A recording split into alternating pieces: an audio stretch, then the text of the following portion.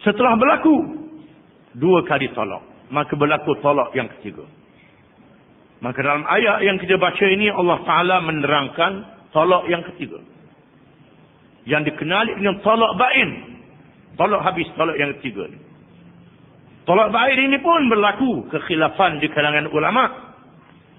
Di zaman Nabi SAW, bila seorang itu melafaz, yang dikenali dengan tolak bain, tolak sebanyak 3 kali tolak.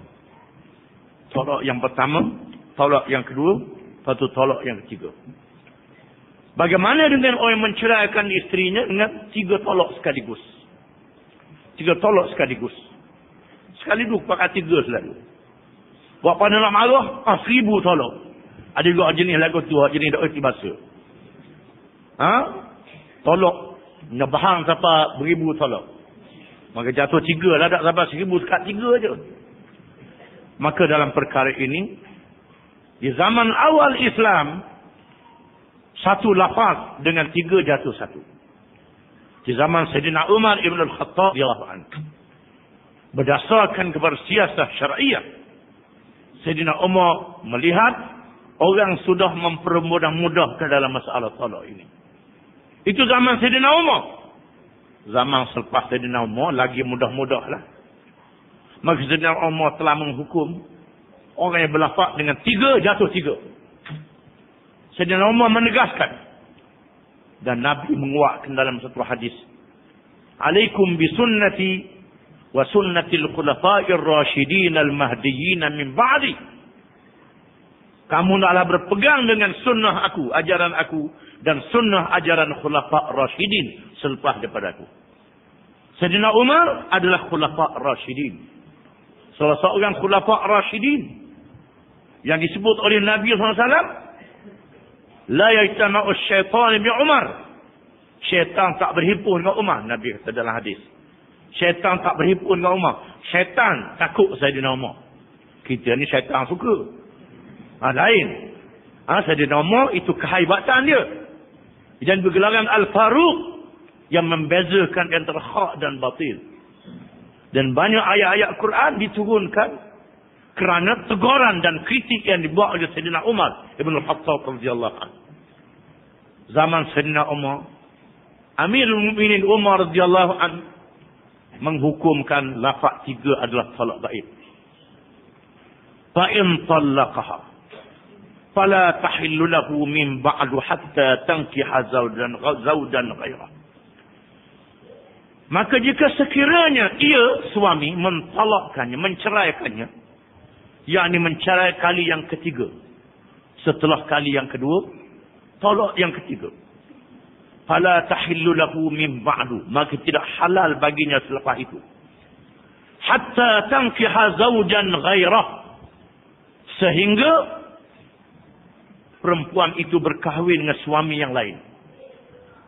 Diharamkan kepadanya rajam, diharam kepadanya menikah semula, kecuali dalam perkara talak raj'i. Talak raj'i bila habis idahnya boleh menikah semula. Adapun talak bain tak boleh dia menikah semula, malaikat perempuan itu berkahwin dulu dengan orang lain. Dan mengikut pendapat yang kuat, berkahwin dengan jima', dengan bersetubuh, bukan berkahwin saja. Walaupun di sana ada hadis yang ada riwayat, bukan hadis, riwayat Sa'id bin Musayyab yang mengatakan cukup dengan akad saja. Ini riwayat dhaif kerana disebut oleh sabda Nabi sallallahu alaihi wasallam, hatta taduqa usailatahu wa yazuqa usailataha, sehingga perempuan itu merasai nikmat persetubuhan dengan suaminya, dan suaminya merasai nikmat persetubuhan dengan isterinya. Dengan makna akad nikah saja, lepas tu cerah tak boleh. Mesti nikah yang berlaku persetubuhan dia antara suami dan isteri. Persetubuhan yang sebenarnya kita masalah memanggil atisul musta'ar, kambing jantan yang dipinjam.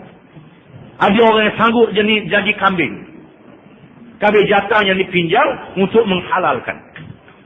Maka Nabi SAW bersabda, la'anallahu al-muhallila wal muhallala lah.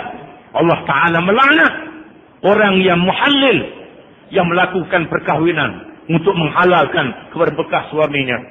Wal muhallalulah, dan lelaki yang suruh orang berkahwin dengan janda dia, kerana dia nak kahwin pula, dilaknat oleh Allah Ta'ala. Ini disebut dalam hadis yang sahih. Bila ada hadis ni macam mana nak buat? Maka Syafi'i dan Hanafi mengatakan, kalau berlaku demikian, seseorang itu dia buat syarat. Dia buat syarat. Ini tak ada upah apa, dia buat syarat je. Dia pakat sama-sama dia, mau nikah dengan janda aku, lepas tu mencerah pula. Dia buat syarat belum pada nikah pada akad. Ataupun dia suruh sebut dengan akad tu. Masa akad tu, Tok Imam kata aku kahwinlah mu dengan Sianu bin Sianu, lepas tu mencerahlah pula. Tok Imam faham gitu dah. Atau dia pun jawab begitu pula. Di mana syarat ini tidak sah. Syarat ini tidak sah.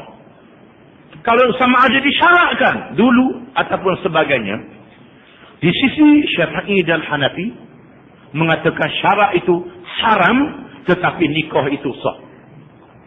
Nikah itu sah. Sah nikahnya. Tetapi perbuatan itu adalah haram dan berdosa.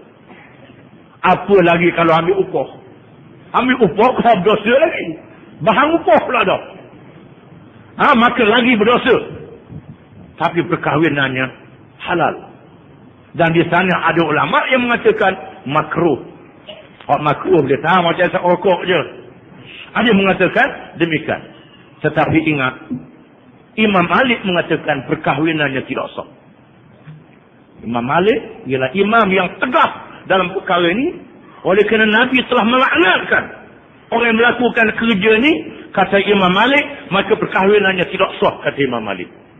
Maka jangan buat main-main dalam perkara ini. Walaupun mazhab Syafi'i mengatakan sah, Hanafi dan ulama-ulama Hambali mengatakan sah, tetapi Imam Malik mengatakan tidak sah. Di sini terdapat masalah khilafiyah. Maka kita jangan buat main-main dalam perkara ini. Oleh kerana itu, jangan mudah-mudah bercerai lah. Jangan mudah-mudah bercerai. Kena fikir panjang. Kecuali setelah tidak ada penyelesaian. Barulah bercerai. Kalau berlaku demikian, di sisi Imam Syafi'i kita bertaubat pada Allah Ta'ala. Beristighfar, dan perkahwinan itu sah mengikut hukum syaraknya. Yang ini berkahwin.